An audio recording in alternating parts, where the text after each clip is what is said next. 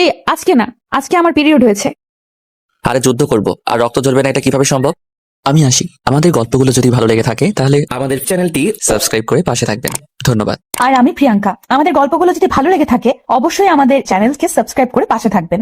আর হ্যাঁ, ভিডিওটি সম্পূর্ণ শুনবেন। আপনি টিপছেন কেন? আমি টিপবো না তো কে টিপবে?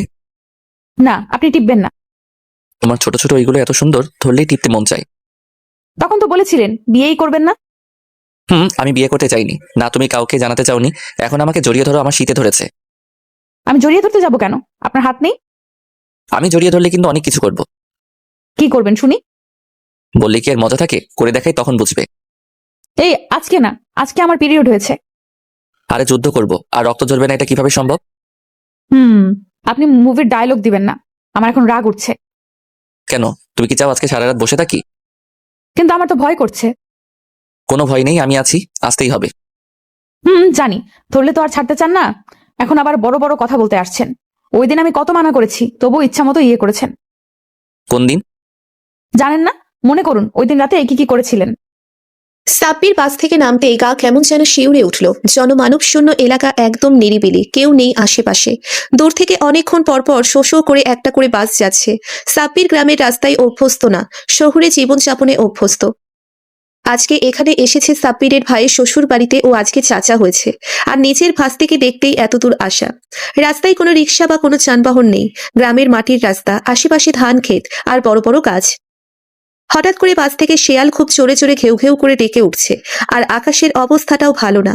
এখন আফসোস করছে সাব্বির, সবাইকে সারপ্রাইজ দেবে বলে না জানিয়ে চলে এসেছে। এখন ভয় প্যান্টে প্রস্রাব করে দেয়, সেই টেনশনে আছে। সাব্বির রাস্তা দিয়ে হাঁটছে, তখনই কার যেন নূপুরের আওয়াজ ভেসে আসতে লাগলো কানে। যেন আশেপাশে পেতনি বা শাকচুন্নি ঘুরছে।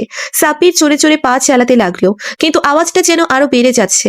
সাব্বির ভয়ে এবার দৌড়তে লাগলো, কিন্তু আওয়াজটাও দৌড়তে লাগলো পিছু পিছু। সাব্বির মনে মনে 5 কালেমা পড়তে লাগলো। হঠাৎ করেই পিছনে কারোর স্পর্শ টের পেয়ে সাব্বির ঘুরে তাকাতেই কাউকে দেখে সাব্বির চিৎকার দিয়ে উঠল। কেউ বাঁচাও, পেতনি! আহ এইভাবে চিৎকার করে আমাকে ভয় দেখাচ্ছেন কেন? পেতনিরা ভয় পায় নাকি? আমার ঘাড় মটকাবেন না প্লিজ। আমি এখনো বিয়ে করিনি, আমি সিঙ্গেল, মরতে চাই না। আরে লাইটটা ভালো করে ধরুন, দেখেন আমি মানুষ না পেতনি। সাব্বির লাইটটা ভালোভাবে ধরতেই দেখলো যে এক সুন্দরী রমণী। জিন্স প্যান্ট, কুর্তি আর কাঁধে ব্যাগ, চুলগুলো গলা পর্যন্ত, সামনে আর পিছনে ছুটি বাঁধা, চোখে চশমাও আছে। আপনি কে? আর এত রাতে এই পথে? আগে বলুন আপনি কে, আর এই রাস্তায় এত রাতে কি করছেন? চুরি বা ডাকাতি করতে তো মনে হয় আসেননি। যে এই অবস্থা আপনার, আর একটু হলেই ব্যান্ডে হিসু করে দিতেন। বেশি জানেন আপনি। আমি তো... থাক, আর বলা লাগবে না। এই একটা কথা বলুন, আপনি কি আমার পিছু নিচ্ছিলেন? আপনি ছেলে মানুষ, যদি ভয় পেতে পারেন, আমি মেয়ে মানুষ ভয় পেতে পারি না? আপনার হাতের লাইট দেখে আমি পিছু নিচ্ছিলাম। ও, এই জন্যই তো ভাবছিলাম যে নুপুরের আওয়াজ কোথা থেকে আসছে। হুম এবার বলুন, কোথায় যাচ্ছেন এত রাতে? এক আত্মীয়ের বাড়িতে এসেছি, কিন্তু বাস জ্যামে পড়ায় আস্তে আস্তে রাত হয়ে গেছে। এখন গাড়ি না পেয়ে হেঁটে হেঁটে যেতে হচ্ছে। ও, আমিও এক দরকারে শহর থেকে এসেছি, আর আপনার মতো জ্যামে পড়েছিলাম।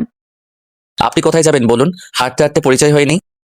আমি তুহি, আর আমি গোলাপ গ্রামে যাব। আমি সাব্বির, আর আমিও তো গোলাপ গ্রামে যাচ্ছি। কি অদ্ভুত! যাক, ভরসা পাওয়া গেল। কিন্তু গোলাপ গ্রাম তো এখান থেকে 13 কিলোমিটার দূরে, এখন সারা রাত হাঁটতে হবে। কি আর করার আছে বলুন? আকাশের যে অবস্থা, দোয়া করেন যাতে বৃষ্টি না হয়। চলুন, এবার পথ যত ফুরানো যায় ততই ভালো। তুহি আর সাব্বির গ্রামের এলোপাথারি রাস্তায় হেঁটে চলেছে। 1 ঘন্টা হয়ে গেছে হাঁটছে, কিন্তু রাস্তা যেন ফুরোচ্ছে না। আর ওরা ফরেস্ট রেঞ্জের কাছাকাছি, আর গুড়ি গুড়ি বৃষ্টি হচ্ছে। তুহি, এভাবে হাঁটলে ভিজে যাব। একটা গাছের নিচে দাঁড়াই, চলুন। হ্যাঁ, আপনি তো আছেনই, তাই ভয় নেই। এই গাছটা বড় আছে, এখানেই দাঁড়াই, চলুন। তুহি আর সাব্বির গাছের নিচে দাঁড়িয়ে আছে। তীব্র ঠান্ডা বাতাসে গাছগুলো এইদিক আর ওইদিক দুলছে। তুহি শীতে কাঁপছে। তুহি, বেশি শীত লাগলে আমার ব্যাগে চাদর আছে, গায়ে জড়িয়ে নিন। ধন্যবাদ, আপনি না থাকলে যে কি করতাম। সাব্বির হঠাৎ লক্ষ্য করলো দূর থেকে একটা বাড়ি দেখা যাচ্ছে। তুহিকে সাথে নিয়ে বাড়িটার কাছে গেল। ভেতরে ডাক দিলেও কাউকে পাওয়া গেল না। কুঁড়ে ঘর, দরজাটা দড়ি দিয়ে বাঁধা। সাব্বির দরজাটা খুলে ভেতরে গিয়ে দেখলো একটা চৌকি, বিছানা আর কিছু কাঠ রাখা। বাড়ির মালিক বোধহয় নেই। সেটাই তো মনে হচ্ছে। এখন রাতটা এখানেই কাটাতে হবে মনে হচ্ছে। আপনি ঘুমিয়ে পড়ুন, আমি আছি। আপনিও তো ক্লান্ত। আমি এই যে মাদুর আছে, এখানে বসে থাকলেই হবে। চকিতেই শুতে পারেন, দূরত্ব মেনটেন করলেই হবে। মাটি এমনিতেই ঠান্ডা। আচ্ছা, ধন্যবাদ। সাব্বির মাঝখানে ব্যাগ রেখে গায়ে চাদর চড়িয়ে শুয়ে পড়ল। তুহি মাঝরাতে কাঁদতে লাগলো। তুই কোনো সমস্যা? আমার প্রচন্ড জল তেষ্টা পেয়েছে। আপনার কাছে পানি আছে? আমার পানির বোতল বাসে খালি হয়ে গিয়েছে, আর বাইরেও বৃষ্টি। থাক তাহলে। দাঁড়ান, আমি দেখছি ঘরে কোনো পানি আছে কিনা। সাব্বির ছোট ঘরটাতে অনেক খোঁচাখুচি করে একটা কাচের বোতলে পানি পেল। সাব্বির 2 ঠোক খেলো আর তুহিকে দিল। তুহিও খেলো অনেকখানি কোক রাশে, কিন্তু পেটে পড়তেই তুহি মুখ থেকে ফেলে দিল। পানিটা কেমন যেন খুব ঝাঁঝালো। আমার সারা শরীর গরম হয়ে গেছে আর মাথাটা কেমন যেন লাগছে। এইটা তো মনে হয় মদ। আমরা মদ খেয়ে ফেললাম। ছি ছি, এটা মদ। তুই আমার কেমন যেন লাগছে। আমারও কেমন যেন লাগছে। তুহি আর সাব্বির মাতামাতি শুরু করলো, একজন আরেকজনের গায়ের উপর পড়ে। তুই তোমার শরীর এত গরম কেন? তুমি আমাকে জড়িয়ে ধরছো কেন? তুমি কি পচালো? না, আমি পচা না। তাহলে আমাকে জড়িয়ে ধরছো কেন? ভালো লাগছে তাই। ভালো লাগলেই ধরতেই হবে? এই কি করছো?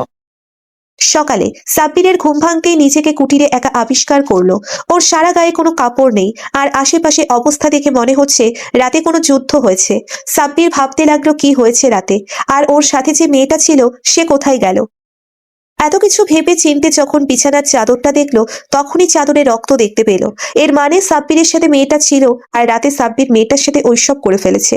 মেয়েটা এই জন্যই বোধহয় চলে গেছে না বলে। সাব্বির সব গুছিয়ে নিয়ে গোলাপ গ্রামের উদ্দেশ্যে রওনা হলো। ভাবিদের বাসায় ঢুকতেই উঠোনে ওর ভাইয়াকে পেল। কিরে তুই এত সকাল সকাল কিভাবে, কখন মানে বুঝতেছি না। অনেক বড় কাহিনী ভাইয়া, অনেক ক্লান্ত আমি। গোসলখানা কোন দিকে? এই যে এইদিকে, তুই ফ্রেশ হ, নাস্তার সময় হয়ে গেছে।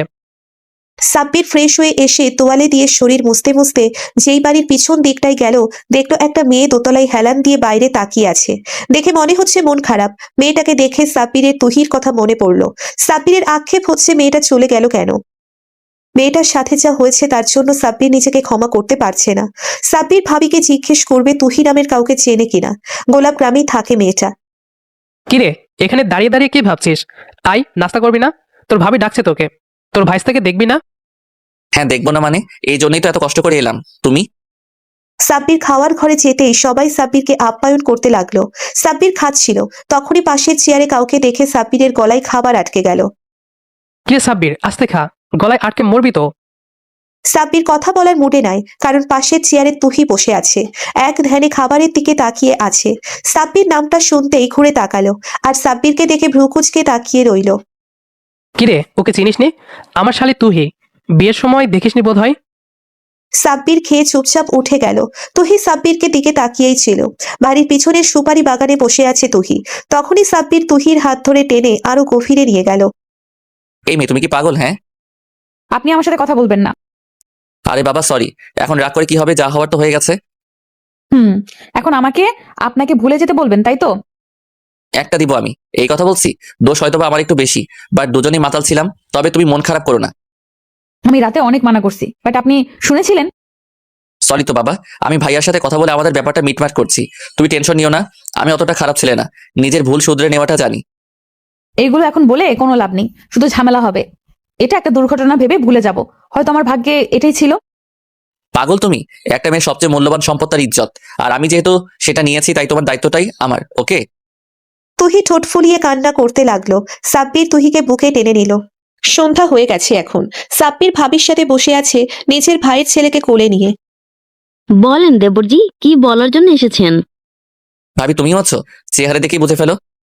আমার একটা মাত্র দেবর, আমি বুঝবো না তো কে বুঝবে? আমার দেবরের গার্লফ্রেন্ড আছে নাকি? ভাবি একটা কথা বলবো, যদি কিছু মনে না করো। ভেবে নাও তোমার কাছে কিছু চাইবো। কি এমন ব্যাপার দেবরজি? ঠিক আছে, তুমি কোনো সিরিয়াস ব্যাপার না তো? ভাবি আসলে ব্যাপারটা আমার জন্য অনেক সিরিয়াস। বলো, আমার সাধ্যের মধ্যে থাকলে অবশ্যই সাহায্য করব। না, আগে প্রমিস করো যে দিবে। আচ্ছা প্রমিস, এবার বলো কি সমস্যা? টাকা লাগবে না অন্য কিছু? তুমিও না ভাবি, টাকা পয়সার অভাব আমার। যেটা চাইবো সেটাই হচ্ছে।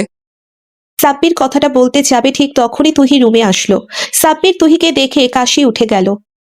এই তুহি, ওকে পানি দে। কি অবস্থা, ঠান্ডা লেগেছে নাকি? এই ঠান্ডা কিভাবে লেগেছে তা আমি ভালো করেই জানি। তুই এইভাবে কথা বলছিস কেন? আমার দেবরকে কি পছন্দ হয় না তোর? যেই তোমার দেবো আর আমার জানা আছে। এই কথা বলে তুহি রুম থেকে বেরিয়ে গেল। তুই আবার কি হলো? আমি দেখছি ভাবি ওনার কি হলো। এই নাও আমার বাপজানকে রাখো। এই কথা বলে সাব্বির বাইরে বের হলো। বাইরে তুহি দাঁড়িয়ে আছে। সাব্বির তুহিকে টানতে টানতে বাগানে নিয়ে গেল। কি হলো, বাগানে নিয়ে যাচ্ছেন কেন? ভাবির সামনে এসে এইভাবে ডিস্টার্ব করলা কেন? একটা কথা বলার জন্য এত কাপাকাপি করছিলেন, এই জন্যে। আরে তুমি কি বিয়েটা ছেলে খেলা মনে করো? ভাবিকে কি গিয়ে সরাসরি বলে দিব তুমি আর আমি জঙ্গলে কি কি করেছি? সাহস থাকলে বলেন, মানা করছে কে? সাহস দেখতে চাও তাই না? এই কথা বলেই সাব্বির তুহিকে জড়িয়ে ধরে ঘাড়ে কাপ দিল। ছাড়েন, কেউ দেখে ফেললে সমস্যা হবে। যা হওয়ার হবে। তুমি ভয় পাচ্ছ নাকি? আমার কোনো ভয় নেই, ভয় আপনার। আমার হারানোর কিছু নাই। আপনাকে কেউ দেখে ফেললে মান সম্মান সব যাবে। সাব্বির তুহিকে ছেড়ে দিয়ে চলে এলো রুমে। সকালে ঘুম থেকে উঠেই ভাবির কাছে গেল। কিরে এত সকাল সকাল? ভাবির সাথে কথা আছে, তুমিও থাকো। কালকে রাতে না বললেই তো চলে গেলে। কি কথা? ভাবি, আমার তোমার বোন তুহিকে অনেক পছন্দ হয়েছে। এখন তুমি কি করবে আমি জানি না। আমার তুহিকে চাই, না হলে এই জীবন গোলাপ গ্রামের নদীতে বিসর্জন দিব। কথাটি বলেই সাব্বির চোখ বন্ধ করে ফেললো। চোখ খুলে দেখলো ভাইয়া ভাবি হাসছে। এটা বলতে এত আমতামতো করছিলে? তোর পছন্দ আছে, আমার শালিটাকেই পছন্দ হলো অবশেষে। তোমরা রাগ করনি? রাগ করা কি আছে? তোমার আম্মু তো অনেক আগে থেকেই তুহিকে তোমার জন্য দেখে রেখেছে। আম্মু তুহির কথাই বলেছিল। কিন্তু তুই কি বলিস আবার? তাই আর বলিনি। আমি আম্মুকে ফোন দিয়ে জানাচ্ছি। ওয়েট, আম্মু জানলে আজকেই বিয়ে পড়িয়ে দিবে। সবাই জানাজানি হলে তুহির সাথে সাব্বিরের গ্রামীণভাবে বিয়ে দেওয়া হয়। এখন বাসর রাতে। এখন মনে পড়ছে। মনে পড়ছে। এবার একটু আদর করতে দাও প্লিজ, এখন তো লাইসেন্সও আছে। আদর করাটাই বোঝো? কেন, তুমি কি চাও না আমি তোমাকে আদর করি? আমি চাইলেই আর না চাইলেই কি কারোর কিছু আসে যায়? তাহলে এবার একটু আদর করতে দাও। এই তোমার ঠোঁটে তো নরম, আগে জানতাম না তো। আরো অনেক কিছুই নরম, খুঁজে দেখো, পেয়ে যাবা। প্রতিদিন ভালোবাসার নতুন নতুন গল্প পেতে চ্যানেলটি সাবস্ক্রাইব করে পাশে থাকা বেল বাটনে ক্লিক করুন।